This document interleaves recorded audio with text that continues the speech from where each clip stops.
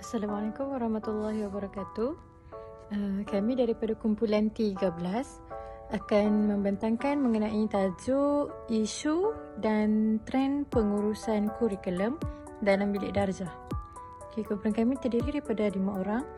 Saya Sadatul Nadrah, Cikgu Ain Akilah, Cikgu Nur Haslinda, Cikgu Marsyita dan Cikgu Syazatul Izzah.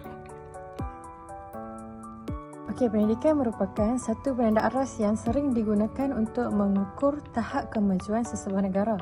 Kurikulum dan sistem pendidikan negara pula sering dipindah bagi memastikan daya saing sesebuah negara tu kekal kompetitif dalam menghadapi fenomena globalisasi.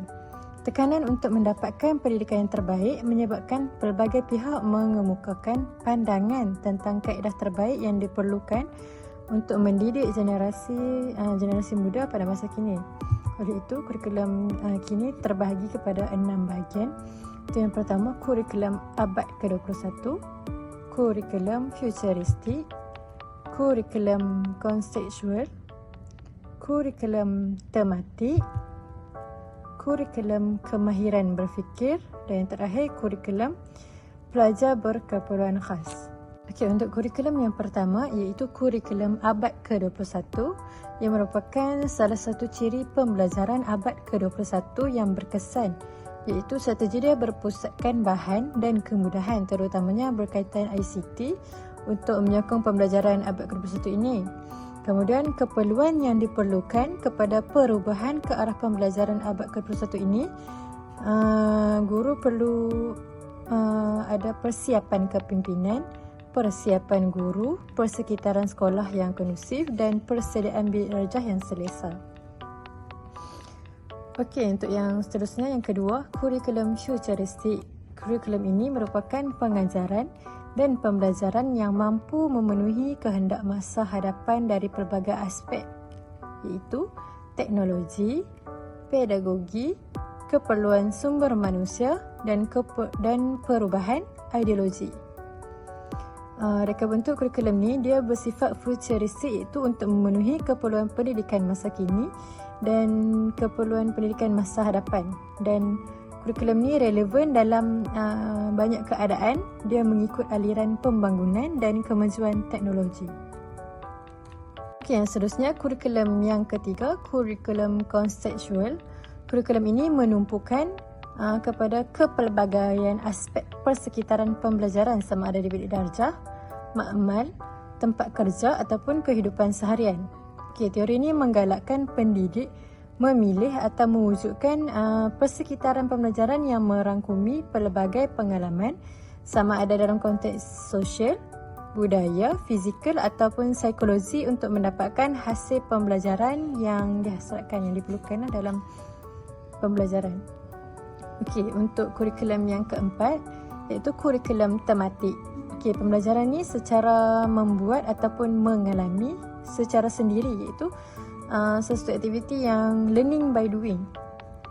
Kurikulum ni sering digunakan dalam pembelajaran bahasa, pendidikan seni, sejarah dan pendidikan moral. Pembelajaran ni berpusatkan murid dan prinsip dia adalah belajar sambil bermain.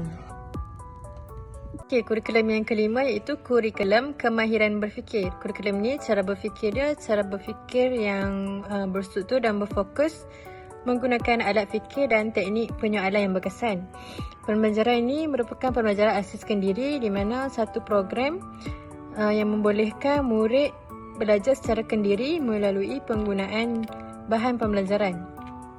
Aktiviti ini memberi peluang kepada murid untuk memilih aktiviti, menilai hasil kerja dan memantau kemajuan mereka sendiri supaya mereka ni lebih bertanggungjawab dan berdikari terhadap pembelajaran mereka. Untuk kurikulum yang terakhir iaitu kurikulum pelajar berkeperluan khas. Kurikulum ini bermatlamat untuk mencari dan membangkitkan keupayaan kanak-kanak berkeperluan khas. Strategi pengajaran yang khusus yang sesuai dengan jenis ketidakupayaan murid. Kemudian alat membantu proses pendidikan ni contohnya alat bantuan pendengaran bagi kanak-kanak yang pekak dan mesin braille bagi mereka yang buta.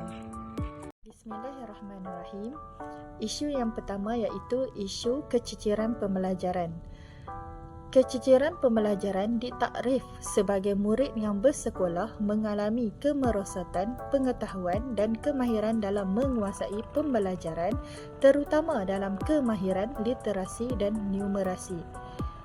Faktor keciciran pembelajaran ialah yang pertama, faktor sosio-ekonomi keluarga. Salah satu punca utama berlakunya keciciran pendidikan ialah suasana di rumah dan pengaruh ibu bapa. Pengaruh latar belakang sosioekonomi keluarga terdiri daripada pendapatan keluarga, pekerjaan ibu bapa dan lain-lain. Faktor yang kedua iaitu faktor personaliti pelajar. Faktor diri sendiri merupakan faktor yang paling mempengaruhi seseorang untuk mendapatkan pendidikan yang sempurna.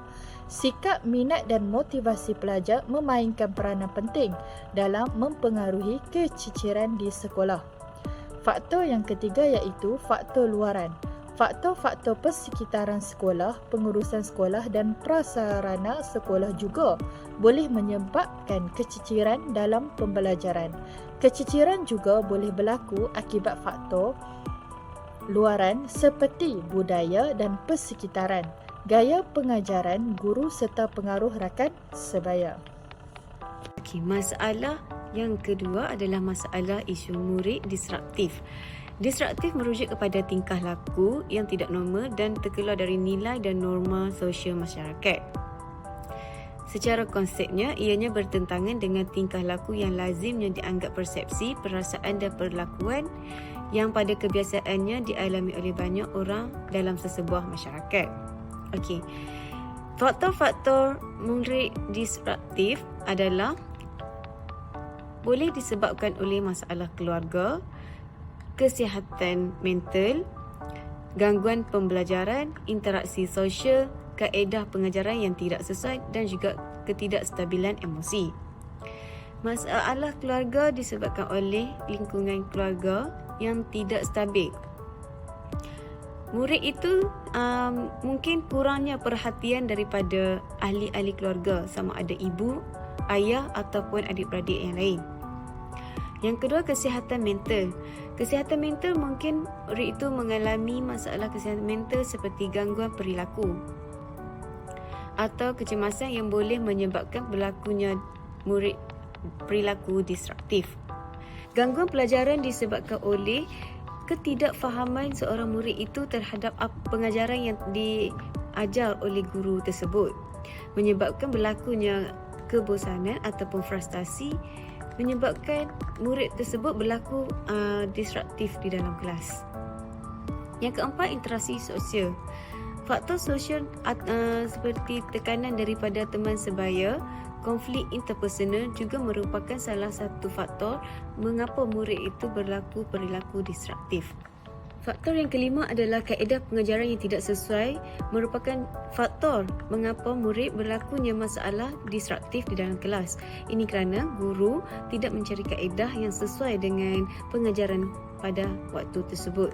Murid akan cepat berlaku frustasi dan tidak akan respon kepada proses pengajaran dan pembelajaran tersebut. Yang terakhir adalah ketidakstabilan emosi. Apabila seseorang murid itu berlaku ketidakstabilan emosi ataupun tidak pandai mengatur emosi atau menguruskan emosi, ini akan menyebabkan berlakunya perilaku disruptif. Isu yang ketiga, isu pengurusan kecerdasan pelbagai dalam pelaksanaan kurikulum bilik darjah. Maksud teori kecerdasan pelbagai, teori kecerdasan pelbagai menyatakan bahawa kecerdasan seseorang tidak hanya terbatas kepada kemampuan verbal linguistik dan logik matematik sahaja, tetapi terdapat 8 jenis kecerdasan yang berbeza. Yang pertama, kecerdasan verbal linguistik. Yang kedua, kecerdasan logik matematik. Yang ketiga, kecerdasan kinestetik. Yang keempat, kecerdasan visual spatial. Yang kelima, kecerdasan musikal. Yang keenam, kecerdasan intrapersonal. Yang ketujuh, kecerdasan interpersonal. Dan yang terakhir, yang ke-8, kecerdasan naturalis. Trend di Malaysia ialah kurikulum yang sama untuk setiap murid meskipun mereka sebenarnya mempunyai kecerdasan yang pelbagai. Guru lebih cenderung mengajar tanpa menghiraukan tahap kecerdasan pelbagai setiap murid. Alternatif yang boleh diaplikasikan dalam pengurusan kepelbagaian kecerdasan murid dalam melaksanakan kurikulum bilik darjah ialah bahan bantu mengajar dan sudut pembelajaran di dalam kelas. Seterusnya, kita akan pergi kepada kesimpulan berkaitan dengan isu dan trend masalah keciciran pembelajaran, masalah disruptif dan pengurusan kecerdasan pelbagai dalam bilik darjah yang menunjukkan perlunya tindakan segera dalam sistem pendidikan. Keciciran pembelajaran masih menjadi isu utama yang mengganggu proses pembelajaran. Faktor-faktor seperti masalah keluarga, motivasi dan persekitaran sekolah boleh menyebabkan murid absen dari kelas. Masalah perilaku disruptif dalam bilik darjah seperti ketidakpatuhan, gangguan dan ketidakstabilan emosi boleh mengganggu proses pembelajaran bagi semua murid. Setiap murid mempunyai keperluan pembelajaran yang berbeza dan pengurusan kecerdasan pelbagai yang memainkan peranan penting dalam memenuhi keperluan pelbagai gaya pembelajaran. Guru perlu mengenal pasti kekuatan dan kelemahan murid serta menyediakan pengajaran yang disesuaikan untuk memastikan setiap murid mencapai potensi maksimum mereka. Secara ringkasnya, untuk mengatasi masalah-masalah ini, kita perlu kerjasama antara semua pihak terlibat termasuk guru, pentadbir, ibu bapa dan masyarakat setempat. Perlu juga penekanan pada pembangunan kemahiran sosial dan emosi serta penyediaan sokongan yang mencukupi bagi murid yang menghadapi kesulitan. Dengan pendekatan yang komprehensif dan berdaya tindak, kita boleh meningkatkan pengalaman pembelajaran bagi semua murid.